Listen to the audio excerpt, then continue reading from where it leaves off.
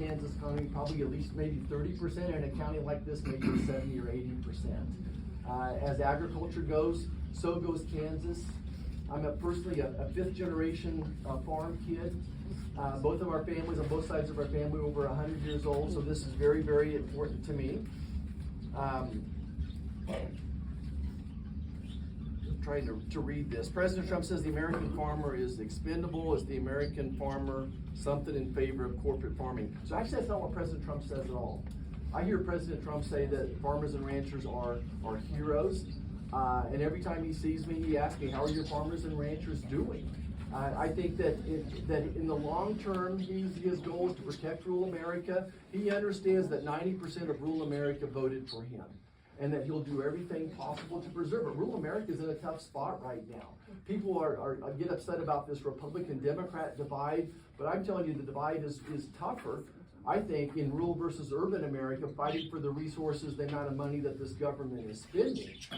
Most of these counties have got about 50% of their population has decreased over the last 20 years. It's hard to maintain a hospital like this, to maintain the support of the municipalities, the water lines and the electric lines and the high-speed internet when the populations have been cut 50-70%.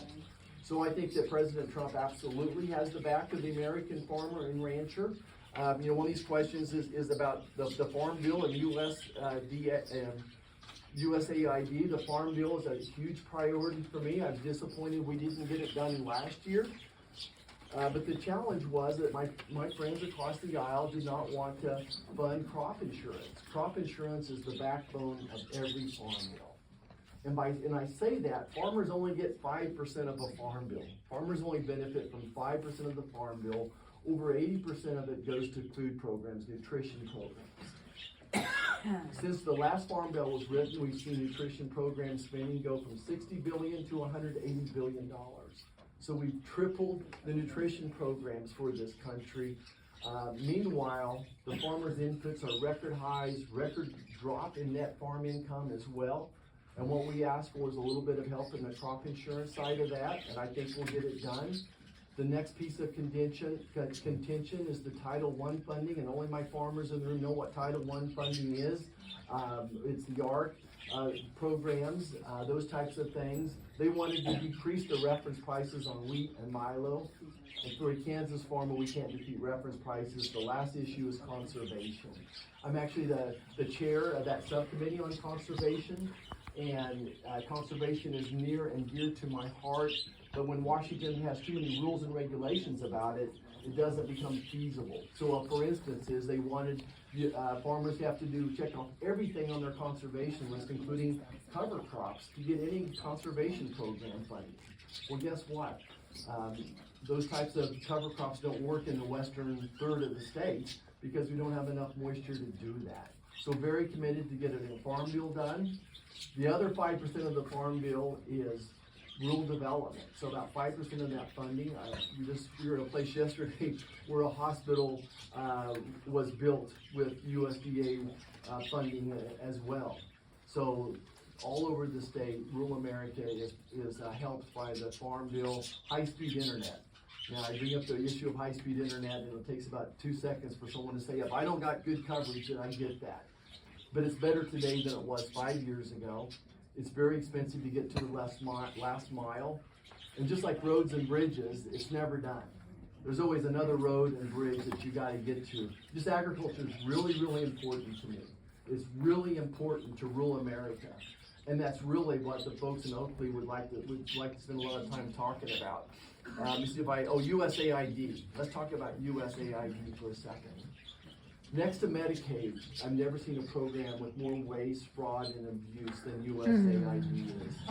How do we know? So the federal government has been spending at least $60 billion a year on foreign countries. At least $60 billion a year on foreign countries. Well, the problem is, I'll take the Food for Peace program. So we were sending food over to these foreign countries, and corrupt governments and corrupt criminals and warlords were stealing it and then selling it again on the black markets. So just a very small fraction of that amount of money was getting to the people that we wanted it to go to. So, Yeah, Kansas farmers, they need to have that grain. yeah, let me finish that. So let's talk about the Food for Peace program. Again, it's something near and dear to my heart. It was started, so you all are laughing, and so this is your, the infallibility, the lack of humility. That you all,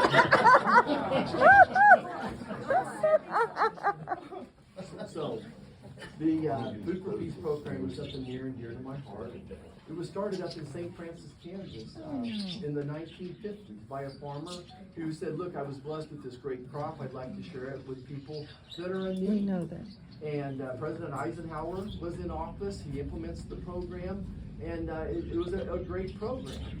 But it's now been corrupted.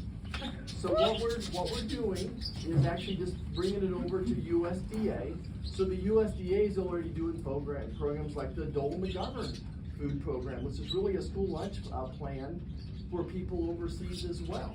I think the USDA is more locked in on those particular issues. On doing the food programs, they'll do a better job. I think that the farmer, the rancher that grew that food, deserves that it goes to the end point, to the people that need it the most. So we're not going to throw the baby out with the bathwater. We're going to do our best to make sure that food gets to the people we need, but not in the hands of criminals and corrupt governments. Does Congress decide that, or Elon Musk?